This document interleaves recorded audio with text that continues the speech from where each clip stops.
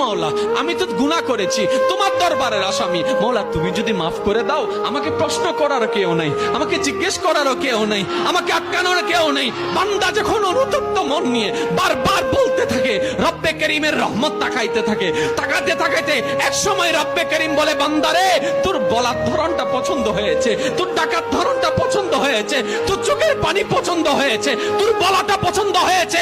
এবার মওলা বলে, আমি তোর সারা জীবনের কত গুনাহ করছিস? বান্দা বলে, মওলা 40,000 পার হয়ে গিয়েছে। কেউ বলে যে মওলা পাহাড় পরিমাণ হয়েছে, কেউ বলে যে মওলা আসমান পরিমাণ হয়েছে। এবার মওলা বলে যে আমি মাফ করি। মাওলা আমি তো গুনাহ করেছি, তোমার দরবারের আসামি। মাওলা তুমি যদি মাফ করে দাও, আমাকে প্রশ্ন করার কেউ নাই, আমাকে জিজ্ঞেস করারও কেউ নাই, আমাকে আটকানোর কেউ নেই। বান্দা যখন অনুতপ্ত মন নিয়ে বারবার বলতে থাকে, রব্বে করিমের রহমত তাকাইতে থাকে, তাকাতে তাকাইতে এক সময় রব্বে করিম বলে, বান্দারে তোর বলার ধরনটা পছন্দ হয়েছে, তোর ডাকার ধরনটা পছন্দ হয়েছে, তোর চোখের পানি পছন্দ হয়েছে, তোর বলাটা পছন্দ হয়েছে।